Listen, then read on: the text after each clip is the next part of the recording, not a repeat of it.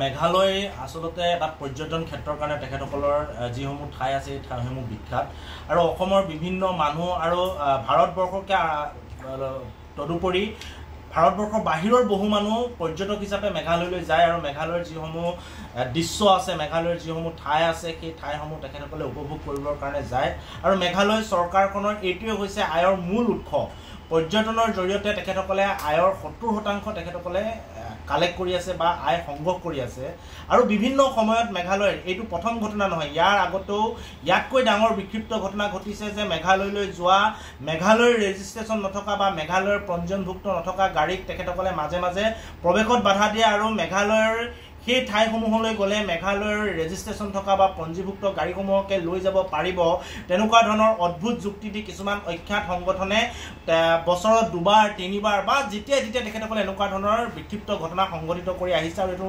নতুন কথা নহয় মেঘালয় চৰকাৰে তৎপৰতা লৈ বিভিন্ন সংগঠনে তৎপৰতা লৈ ছাত্ৰ সন্থাই আমি মাত মাতো পৰিস্থিতি পুনৰ শান্ত হয় আকৌ এনেকুৱা ধৰণৰ ঘটনা উদ্ভৱ হয় কালি যিটো ঘটনা সংঘটিত হ'ল তাত HYNF নামৰ এটা অখ্যাত সংগঠন পাৰ্বত্য জিলাৰ সংগঠন সেই সংগঠনটোৱে অসমৰ পৰা যোৱা বিশেষকৈ বাণিজ্যিক বাহনসমূহ আৰু লগতে যোৱা কালি যিটো পৰিলক্ষিত হ'ল কিছু অসমৰ ব্যক্তিগত বাহনো তেখেতসকলে তাৰ পৰা উভতাই দিছে আৰু তেখেতসকলৰ মূল দাবী এটাই যে মেঘালয়ৰ পৰ্যটনস্থলী যদি প্ৰৱেশ কৰিবলগীয়া হয় পৰ্যটনস্থলীসমূহ উপভোগ কৰিবলগীয়া হয় তেনেহ'লে মেঘালয়ৰ গাড়ী ল'ব লাগিব মেঘালয়ৰ পঞ্জীভুক্ত গাড়ী মেঘালয়ৰ খাচী মানুহৰ গাড়ী ল'ব লাগিব তাৰ পিছতে সেই ঠাইসমূহলৈ যাব পাৰিব বুলি এটা অদ্ভুত যুক্তি দি অসমৰ বাণিজ্যিক বাহনসমূহৰ লগতে ব্যক্তিগত বাহনসমূহক তাৰ পৰা উভতাই পঠিওৱা হৈছে আৰু বহু মানুহে আগতীয়াকৈ ধন টকা পইচা দি মেঘালয়ত ফুৰিবলৈ যাবৰ কাৰণে যেহেতু গৰমৰ বন্ধ চলি আছে বিভিন্ন স্কুল বিদ্যালয় মহাবিদ্যালয়সমূহ বন্ধ হৈ আছে অভিভাৱকসকলে সন্তানক লৈ পৰিয়ালবিলাক মেঘালয়ত ফুৰিবৰ কাৰণে তেখেতসকলে বহুদিন এটা পৰিকল্পনা কৰি থৈছিল আৰু কালি যিটো ঘটনা সংঘটিত হ'ল আচলতে যথেষ্ট মানুহে হাৰাশাস্তিৰ সন্মুখীন হৈছে আৰু কালি শহীদ ন্যাস ভৱনত টুৰিষ্ট অসমৰ টুৰিষ্ট যিটো আচলতে এছ'চিয়েশ্যন আছে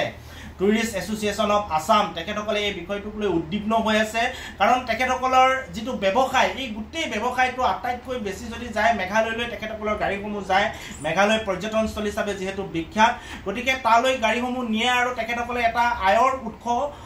তেখেতসকলে পাই আছিল কিন্তু হঠাতে যেতিয়া এনেকুৱা ধৰণৰ কাণ্ড সংঘটিত কৰিলে বন্ধ কৰি দিলে তেখেতসকল চিন্তিত হৈছে আৰু আমাৰ লগত ছাত্ৰ সন্থাৰ লগত গোটেই বিষয়সমূহ আলোচনা কৰিছে প্ৰথম অৱস্থাত খাচী ছাত্ৰ সন্থাই গোটেই বিষয়টো জড়িত হৈ আছে বুলি সন্দেহ প্ৰকাশ কৰিছিল আৰু খাচী ছাত্ৰ সন্থা KUC যিহেতু ছাত্ৰ সন্থা KUC আমি সকলো নেচৰ অন্তৰ্ভুক্ত নৰ্থ ইষ্ট ষ্টুডেণ্ট অৰ্গেনাইজেশ্যনৰ অন্তৰ্ভুক্ত আমি লগে লগে বিষয়টো KUCৰ লগত আলোচনা কৰিছোঁ আৰু খাচী ছাত্ৰ সন্থাই স্পষ্টকৈ এটা কথা জনাইছে যে অসমৰ গাড়ী হওক অসমৰ বাহিৰৰ গাড়ী হওক ভাৰতবৰ্ষৰ যিকোনো ৰাজ্যৰ গাড়ী হওক মেঘালয়ত প্ৰৱেশ কৰাত কেতিয়াও বাধা থাকিব নোৱাৰে কাৰণ মেঘালয়ৰ মূল উদ্যোগটোৱে হৈছে পৰ্যটন উদ্যোগ মূল আয়ৰ উৎসটোৱে হৈছে তেখেতসকলৰ পৰ্যটন আৰু এনেকুৱা ধৰণৰ কৰ্মকাণ্ড এনেকুৱা ধৰণৰ কাণ্ডৰ জৰিয়তে তেখেতসকলৰ আয়ৰ উৎসত বাধাৰ সৃষ্টি হ'ব বুলি কৈছে আৰু খাচী ছাত্ৰ সন্থাই লগে লগে একেমুখে এটা কথা ঘোষণা কৰিলে যে এই ধৰণৰ কাণ্ডত খাচী ছাত্ৰ সন্থা জড়িত নাই আমি যৌথভাৱে প্ৰেছ বিবৃতি দিব বিচাৰোঁ বুলি ক'লে আৰু ছাত্ৰ সন্থা আৰু খাচী ছাত্ৰ সন্থাই আমি যৌথভাৱে আজি প্ৰেছ বিবৃতি প্ৰকাশ কৰিছোঁ ঘটনাটো দুখ প্ৰকাশ কৰিছোঁ আৰু মেঘালয় চৰকাৰক আমি আবেদন জনাইছোঁ কোনো কাৰণত যাতে অসমৰ পঞ্জীয়নভুক্ত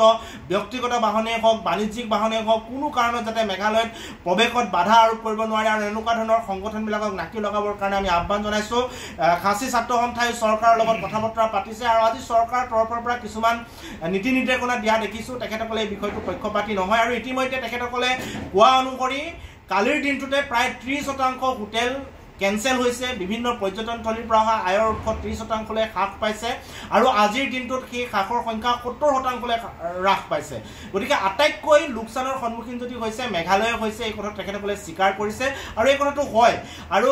বিষয়টো এতিয়াও যিহেতু খাম কটা নাই গতিকে আমি আহ্বান জনাইছোঁ যে মেঘালয়লৈ যিসকলে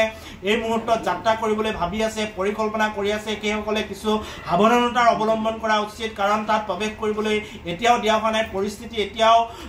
শান্ত হোৱা নাই চৰকাৰে পৰিস্থিতি শান্ত কৰিবৰ কাৰণে চেষ্টা কৰি আছে গতিকে আজিৰ ভিতৰত বা কাইলৈৰ ভিতৰত যদি কোনো লোকে অসমৰ মানুহে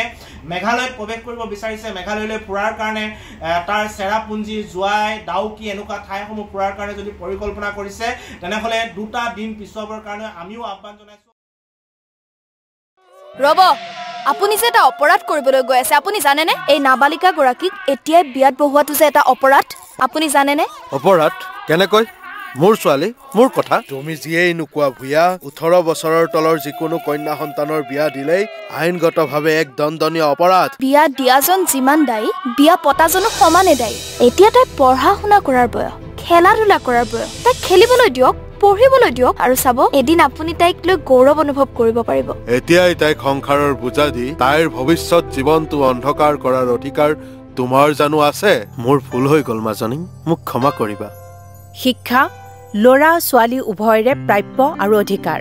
আপোনাৰ কন্যা সন্তানক তাইৰ এই প্ৰাপ্যৰ পৰা বঞ্চিত নকৰাব বাল্য বিবাহ ভাৰতীয় আইনৰ দ্বাৰা বিহিত এক দণ্ডনীয় অপৰাধ এনে অপৰাধ কৰি আপোনাৰ কন্যা সন্তানৰ ভৱিষ্যত অন্ধকাৰৰ মাজলৈ ঠেলি নিদিব